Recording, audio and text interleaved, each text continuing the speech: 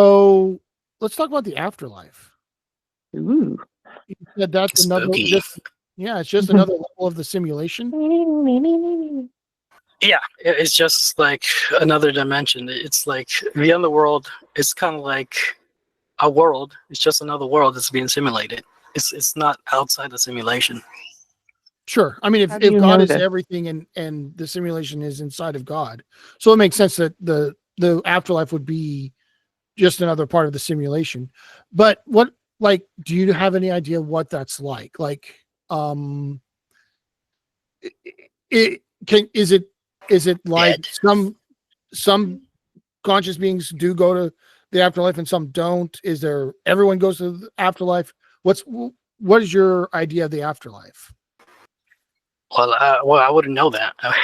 I'm not sure if I ever been there. I don't think I've been there. Oh yeah, okay, but you have no ideas at all. You just know there is one. But yeah, Okay. but if there's demons So and they're of the clearly three of not us, here, so of the three of us, only one of us has been dead before. who knows? But if there's demons, right, and they're clearly not on Earth, they got to be somewhere else. Okay, so you do believe in demons. Yeah. Okay. I mean, that's like every theist, though. It's not something special to me. Okay, But wait. But for clarification, Bubble, you've never been dead, right? Phantom, you've never been dead. that's correct. I have Correct. been dead. How you been dead? How was that Yeah. like? Dark. Dead? Dead. Desolate? I was pissed when I woke up. Oh wow. That's funny. I was so mad. Oh my god. I was so Like, mad. is it because because I mean, I think I had like dreams about dead, and it's like you ever, it's like coming to like the end of the road and everything is just black, like Yeah. absolutely pitch black, and like Have either one of you gone under anesthesia, like full anesthesia for surgery? Yes. Nah. That's basically what happens. I mean, that's what I figured it would be like. Yeah. So If you actually hear like the anesthesia doctors, they'll say like, we don't actually know what the heck is going on when we put you under anesthesia. Well, yeah. I mean, they measure your brain bloops and things. Yeah, but that just means like something's happening that doesn't. they can't interpret it. They can't interpret it with any specificity. Is that what you're saying? Yeah, basically, kind of. I mean, Okay. you can capture. I mean, of course, it's like the brain waves are no different than like the bumps on a vinyl record. Of course, they mean something, and if you were able to like find somewhere like some sort of record player, I'm sure you can play those bumps or those vibrations in the mind and put them up on like on screen or on some sort of speaker, because Sure. they We still know mean what something. certain areas of the brain do. So when you don't see any activity in certain areas of the brain, that tells you something as well. But yeah, I mean, some of the brain is for like bodily functions.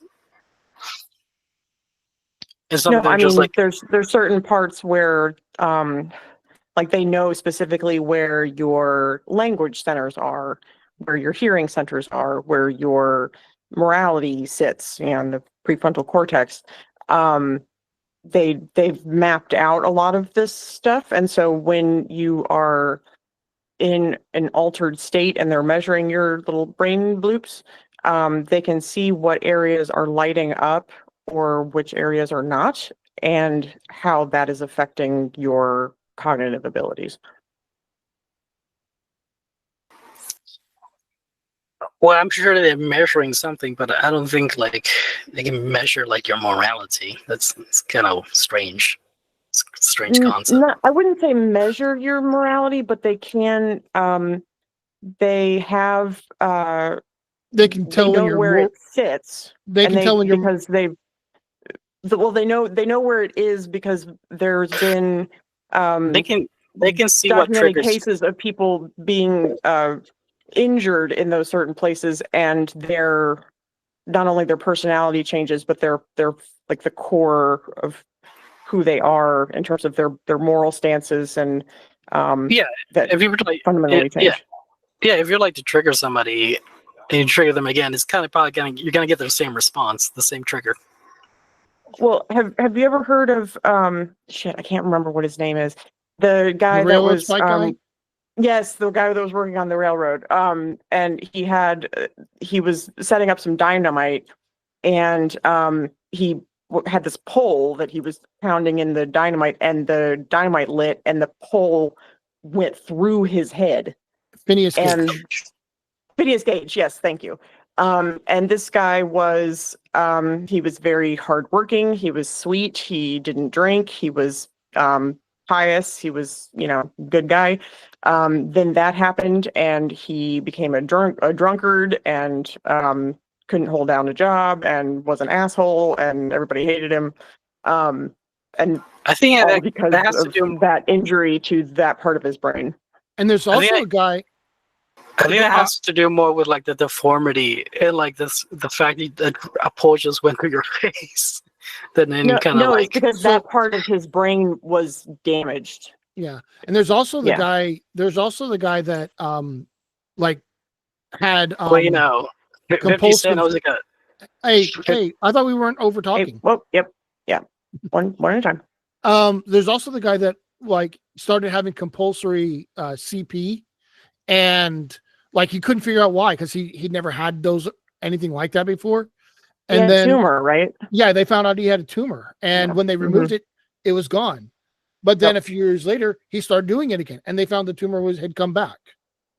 So like, Yeah, I mean, heard yeah, that. yeah. So things like that where you have injuries or alterations to certain parts of the brain will dictate how your behavior will change. Yeah. Well, if somebody put a freaking pole through my skull, I think my behavior would change, not for the good. Sure. Well, maybe, But but it depends on where it goes through. Yeah, but the tumor thing is complete. Like he had no visible signs or any knowledge of the tumor. So like that's Right. that's not even. There was no injury. Yeah, that's a much better example. Yeah. Yeah. Okay, so back to the demons. So you believe there are demons. You've mentioned at one time that possession involves multiple spirits inhabiting. Well, actually, no, I don't want to go there yet. Okay, so demons. You say demons have to be somewhere, and therefore there is an afterlife. Can you take me through that through line? Like it could be why isn't it the case that demons exist somewhere else, but human consciousness never goes there? Well, if demons exist, there must be somewhere for them to exist, right? Sure. If there's not, and if they're not here, that only leaves the alternative. That like there's some sort of other world. Right, but how do you get from there is this other world to humans go there? Because well, the initial thing is like if demons exist, right? Therefore, another world exists. Sure. That's just the presupposition, though. Well, the whole demons existing part, you could say is a presupposition, but I think it's a presupposition we're granting right now. Yeah, we're doing an internal critique. I'm asking how do you get from demons exist? They exist in this other world. Give me a second. Okay.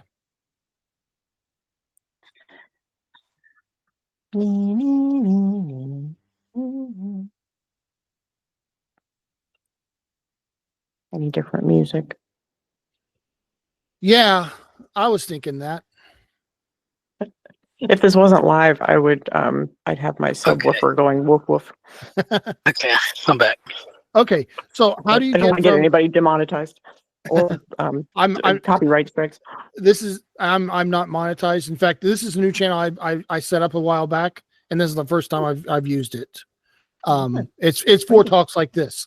But okay, so how do you get from demons exist in this other world, which I'm granting you. I'm granting demons exist and they do exist in this other world. But how do you get from there to when humans die, they go to this other world? So if we're granting that humans do have a soul, which we are, then if they're not roaming around here, they got to be roaming somewhere else, right? Well, I mean, they could just disappear like they were before. Like you said, they kind of just appear within God. Why couldn't they just disappear again? Yeah, they're How do not they being appear in the annihilated. first place? Well, they can't. Well, that's going back to the process, right? We acknowledge that there is a process. Whether I know that process, no, I don't know that process, but there is Sure. a process to it. Sure. I'm granting you that there's a process, but you don't know it. But how do you know that they don't just disappear by the reverse process or some other process? But they can be. This is called annihilation. This is like something basically all theists believe, even the Christians. Some Christians do. Yeah, some Christians. The other ones are just crazy. Sure.